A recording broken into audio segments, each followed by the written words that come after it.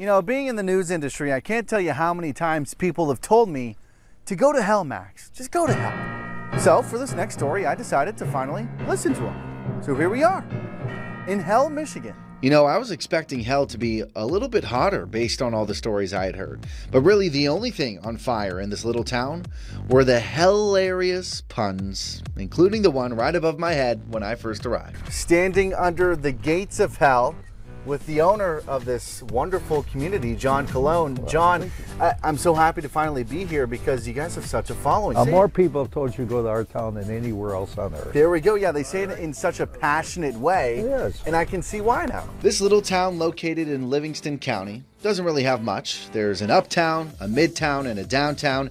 It shares a zip code with Pinckney, and it has an unofficial population of 72. But really, it has just about everything you need. We got the Hellhole Bar. Okay. We have Screams, ice cream, and crematory here. And then down there we have the Hell Saloon. It's kind of made up of hellions, hellbillies, and wannabes. But it's just tried to make a big difference in making it a very funny community. The town's quirky character can be traced all the way back to its creation. It's still a hot debate on how the name Hell came to be, but John says it goes a little something like this.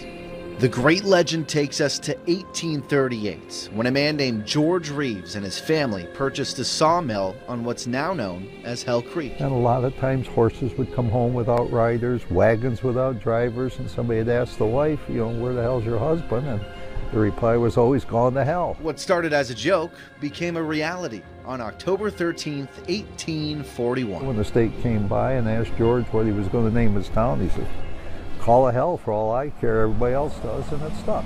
And that name is part of the reason John fell in love with the town as a kid from Pinckney.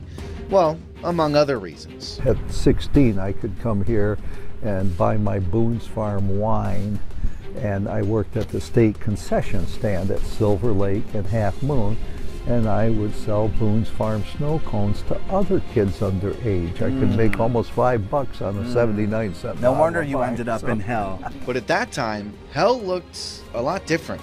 He says you couldn't even open a window in the summer. It was just always so hot. People were screaming. Sound familiar? Well, John saw something other people didn't. And 22 years ago, he bought it. The sheriff called me and just said, there's a problem. John, are you crazy? All the fights were down at the bar all the time. And I just kept saying, you know, I think we can change. I can change it. And that he did. With a name like Hell, John knew that he had no choice but to embrace the brand. So every gag and pun you can think of, he hasn't. We can't get historical markers, so we have hysterical markers, and a few of the folks laughed their butts off. And There you can they see are. that right there on the Very ground. simple. It's a Hellmark card, because we don't always send the very best.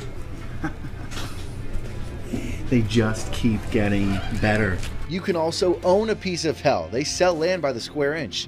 And if you don't want to purchase any property, you can just be in charge of it all instead. For just $100, you could be the town's mayor for a day, like this woman did when we were there. Okay, and you are who? I'm Amber. Amber? Well, yes. Oh, okay, welcome to Hell and Thank you. everything. I just really appreciate the day off to give me some time. I had to come in with these guys for a little bit, but... Okay, so Hell might be a little bit funny, but it certainly isn't romantic, right? Wrong. More than 172 couples got married there last year alone. Hell's Chapel stands today as a reminder to all. Even in hell, love and happiness can grow. After all, a marriage that starts in hell has nowhere to go but up. I guess hell really can be your happy place. But the biggest celebration of all came back on June 6th, 2006. Yeah, that's 666. Fox 17 even sent a crew to preview that big party they had. We didn't realise that it was going to be so popular. It was a day John really wasn't prepared for, though. 10 o'clock in the morning, I'm calling for porta johns and stuff. I mean, we had people from China. We had 6 people all came together from Mexico. I did interviews with Israel, South Africa, all over the world. 12,000 people took over this tiny town, and as a result, John was fined $250. He also had to issue an apology. Do you remember what you said? Yes, I do. I What'd you say? apologize to the waiters and waitresses for not knowing what to do with all the extra tips. Yeah. I apologize to 4 restaurants who had to close by noon because of they ran out of food. I apologize to the gas station in Pinckney for running out of gas. And I said I will not apologize to this board. And they slammed it down. They fined me $250. Probably the easiest $250 you've ever spent in your life. And I had it all made into pennies, unrolled, and handed them a bag.